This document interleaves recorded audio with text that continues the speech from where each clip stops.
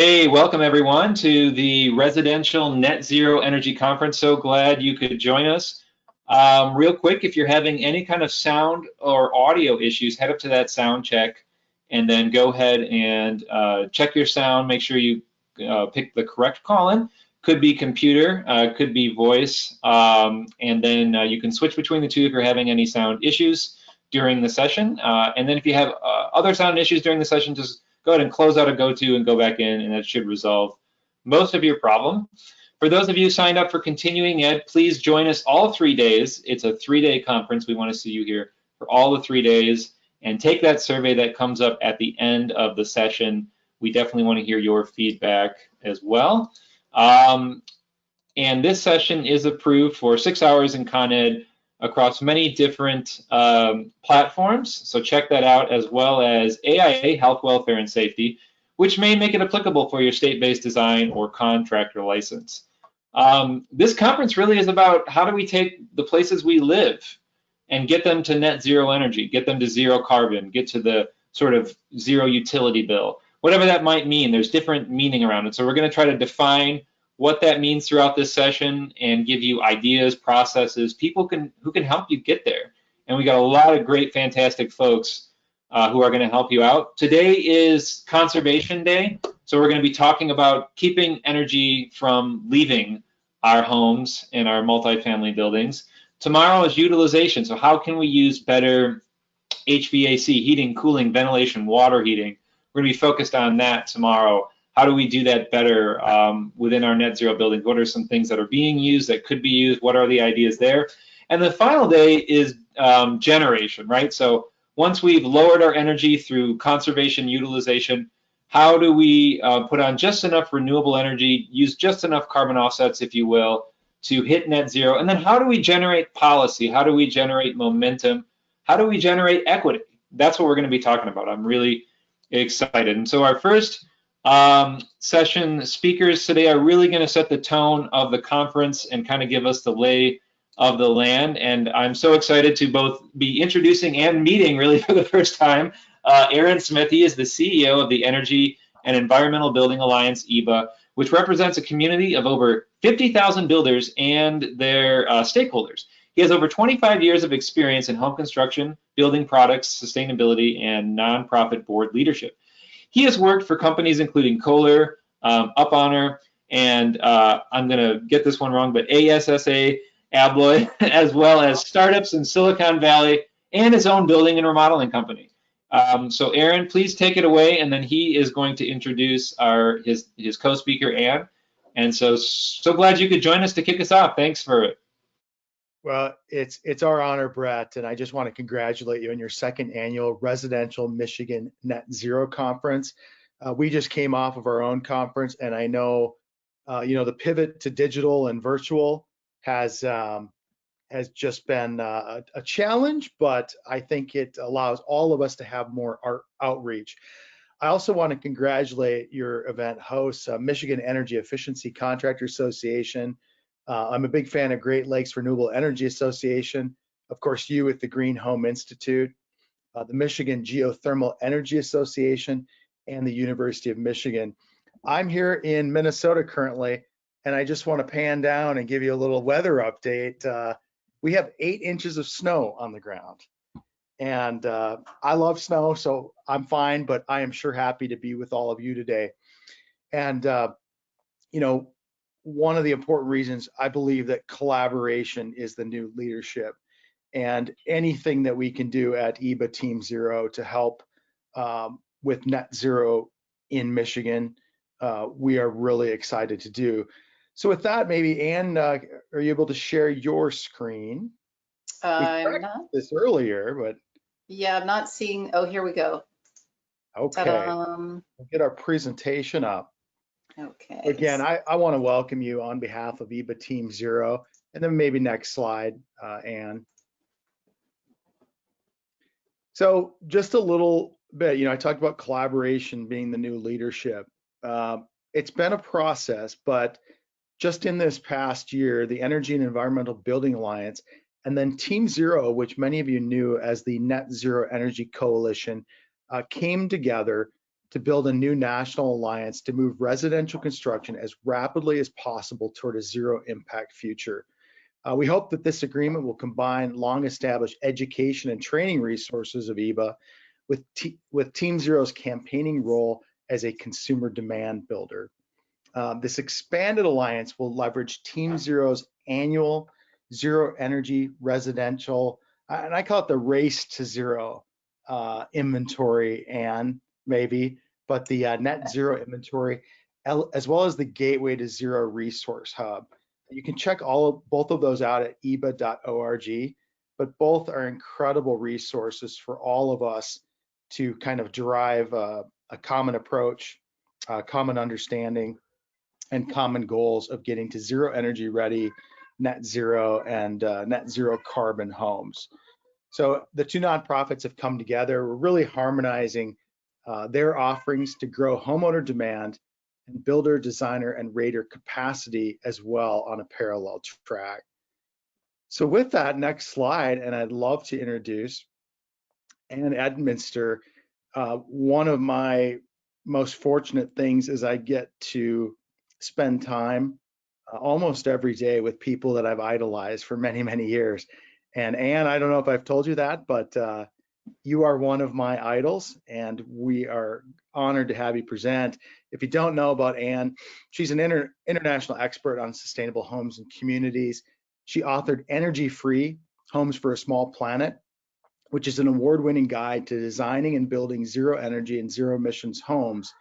And she consults on zero initiatives throughout North America. Ann also was one of the writers of the Lead for Homes program. Am I representing that correctly, Ann? Yes, absolutely. I chaired that effort for quite a few years and also chaired the Materials and Resources subgroup of that committee. So, yes. Yeah, I mean, absolutely fantastic. I wanted to throw that in for the audience as well. But she collaborates with building professionals, nonprofits, public agencies, utilities, supply chain clients, investors, and homeowners to create leading edge projects and advocate for people and planet friendly building solutions at all scales. So with that, I would love to introduce our guest speaker for tonight, Ann Edminster. Thanks so much, Aaron and Brett. It's delightful to be here with you all. I'm in California, so a little bit different time zone and a little bit of a different climate framework. I was just showing these guys my phone app, which says it's 86 degrees here in Sonoma County right now. So you may be envious, but we're also in a red flag warning with regard to fire risk right now too. So don't be too envious. One of the climate challenges that we face and that drives a lot of the work we do. So Aaron mentioned the inventory. We've been working on the inventory since 2015, and it's been a very, very fun ride proceeding through the years and seeing what has happened with the zero energy building stock over those years. So I'm just going to give you a little bit of an overview very quickly of what we have observed and cataloged, as well as some of the things that the inventory has revealed to us along the way. So first of all, Brett mentioned that you're going to be covering definitions, and definitions are certainly something that have challenged and plagued those of us who work in the world of zero energy for quite some time, because there are many definitions and not always in absolute harmony. So one of the things, as Aaron mentioned, that's been exciting about the collaboration between EEBA and Team Zero is the opportunity to more clearly articulate the various definitions and how they relate to one another. And that's something that the Gateway, I think, does very nicely. And we have certainly worked hard to make that as coherent and accessible as possible. So I will encourage you to go there. Now, for purposes of the inventory, we have cast a very wide net, because in our view, the goal to catalog these projects is not about precision or meeting the exact needle point of zero. The goal is to really understand the trajectory of this sector within the building industry and to see how it's evolving, who is playing in this space, and the range of performance they are achieving in their efforts. And so with that in mind, we encompass various levels of performance. You see on the left, Zero Energy Ready, and this is our broadest category, and I'll talk a little bit about that later on when I get to the slide where I show the breakdown. Zero Energy, Net Positive, and this year for the first time, we've also cast the net to see if we can find off-grid projects.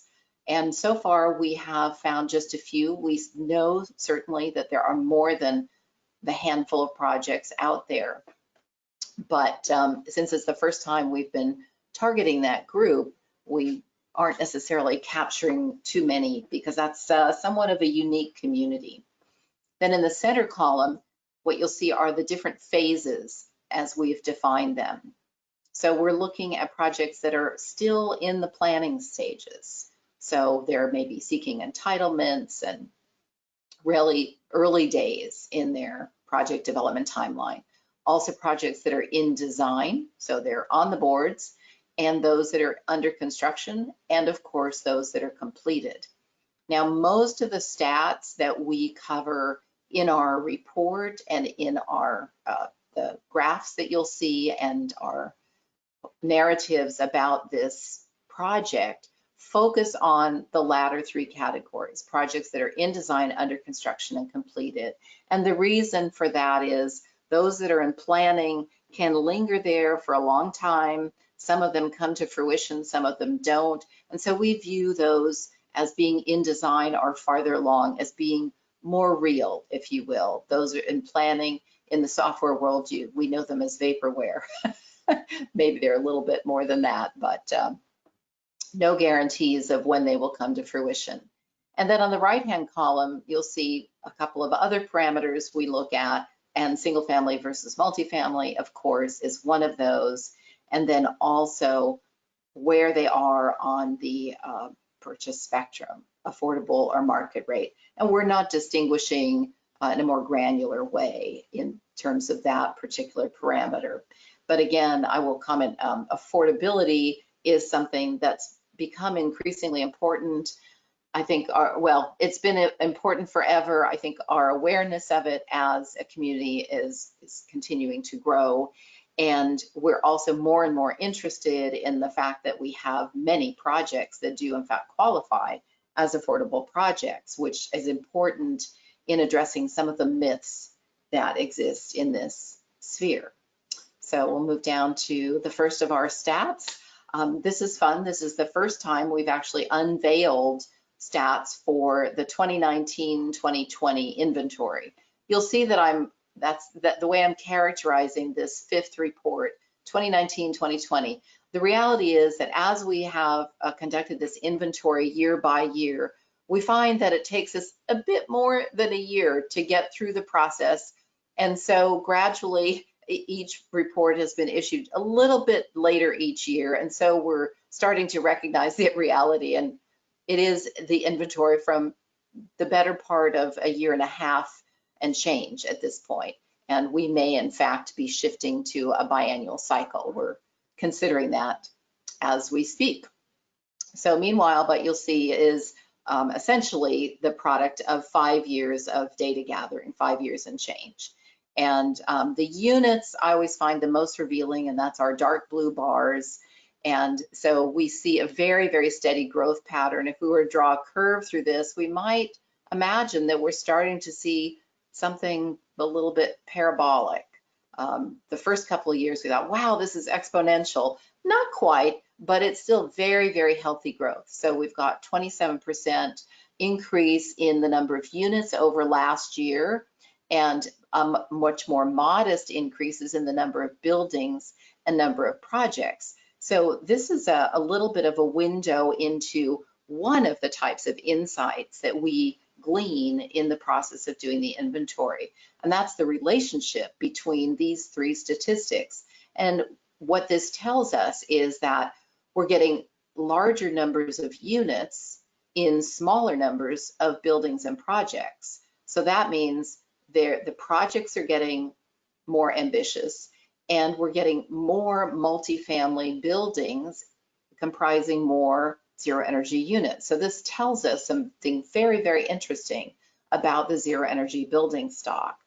Now, as the slide title indicates, you all are getting a preview today. We haven't yet published the report for this 5th inventory. So some of these numbers will certainly get refined as we go along, and we'll dig a little deeper and we'll find out a little bit more about some of the things that I'm hinting at here. So we're not getting super granular today, just giving you kind of the 30,000 foot overview of what we've learned so far this 5th year in our process. It's a really fun thing to do every year, to see how things emerge and new trends and findings. So this is another fun one, and comparing the pie chart of the market leaders from last year with the market leaders this year, found, lo and behold, the same top 10. Now, the prior year interval, we saw a little bit more movement in the top 10. This year, it's the same players. They're hanging on to their places for the most part, although the only significant change here was that Colorado, which is over here in the turquoise wedge, was previously in here between Massachusetts and Pennsylvania. So Colorado has made the biggest move in this zero race, Aaron, this year. So our hats are off to them. And also, of course, to all the other states that are holding tough in the top 10.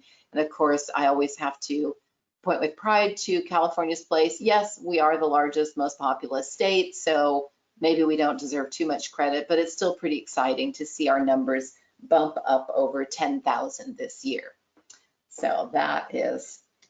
And can, yes. I know there's a lot of great projects in Michigan, but I just sent the Team Zero inventory link to Brett, but people from Michigan can surely upload their projects as well, correct? Oh, absolutely. Yeah, and one of the things that we did this past year, as I mentioned, our inventory process tends to squeak a little bit beyond a year long. One of the things that cost us a bit of time this year is we improved our data input forms pretty substantially, as well as adding some new data parameters. So the process of inputting projects, I think, is a little smoother this year, and it's particularly smoother for those who may be updating projects from prior years. So that may not apply to all of you, but for those who have done that in the past, and for example, had a project progress from, let's say, being in design to being in construction or even completed, updating the project status is a much, much simpler process. So as the years go by, I hope you'll all appreciate that and it'll make all of our jobs a lot simpler. It also means that you can upload your projects at any time. You don't need to wait for when we start to prod, cajole, needle, bug, annoy, harass you when we get more active in our data gathering efforts. So by all means, and there will be a link to that later on. Okay, so next thing, that's another fun thing. We always like to tip our hats to the leaders in various ways. And one of those, we don't just look at the states, but the cities. And as you'll notice on the right with the green bubbles, I've called out Honolulu and Washington, D.C. that are particularly notable because these are cities who are up in the highest echelons in terms of the numbers of zero energy units, while not being in leading states. Of course, it would be hard for Washington, D.C. to be in a leading state, given its oddball status. But nevertheless, I think these are really, really significant achievements. The other one that I want to call out, of course, is the one in the upper left, London, Ontario, with a relatively small population, a smaller population than so many of the other cities shown here, is really showing its colors by rocking in at 2001 zero energy units. So that's a pretty amazing record to hold right now, given that's let's see, 20% of all the units in California are in this one city in London, Ontario. And of course, we all know our neighbors to the north are a much less populous country than the United States as well. So I've just shown you here all the cities that clocked in with 300 plus zero energy units. And I've used the same color coding as on the prior slide as to the states they're in. Okay, now to the all-important multifamily versus single-family stats. Multifamily not only is continuing to grow quite steadily, its dominance has increased every single year. So a little bit more modestly between 2016 and 2017, but it took a big leap between 2017 and 2018, and then another pretty healthy jump this past year. So it now represents 3/4 of all the zero energy units in the US and Canada. So there are a number of things that this tells us, but one of them is that this is by no means a niche part of the home building industry. This is serious business. So multifamily units, this means these are in buildings, of course, with many units, anywhere from 2 up to 200 or more. And so this is not being undertaken just by tentative pioneers. This is a big deal for these folks to move in this realm. Okay, and now we show the breakdown by performance. And the yellow part of the wheel is zero energy ready. And I promised I would say a little bit more about that. So what zero energy ready represents is kind of a big bucket for projects that may have some solar, but not quite enough to offset all of their energy. They may be zero energy, or even better, they may be net producers, but they don't have a year's worth of performance data yet to demonstrate that. They may have no solar, but the homes have been designed so efficiently that they can be with the addition of renewable energy. So what we're seeing here is gradually the fraction of projects that are achieving zero net energy is increasing, whereas the fraction that's in zero energy ready category, they are the ones that are moving up. We're not seeing quite as many in the net producer category.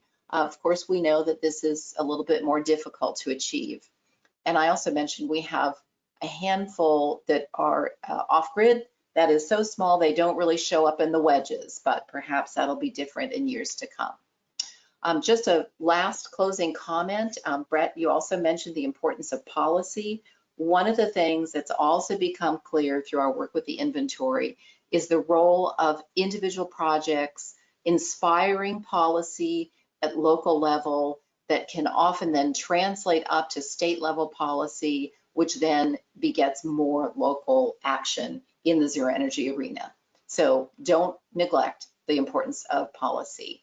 And then just to close, to say this is a very big deal. There are big, big numbers that are out in our future, and those who will partake in the zero energy world stand to take an important leadership position and potentially reap significant economic rewards. Another thing that nobody should shake a stick at these days. So thank you so much. Here's the link to the inventory, and we welcome you to add your projects at any time. Thank you so much for your time today. Brett, thanks so much for having us. Yeah, absolutely.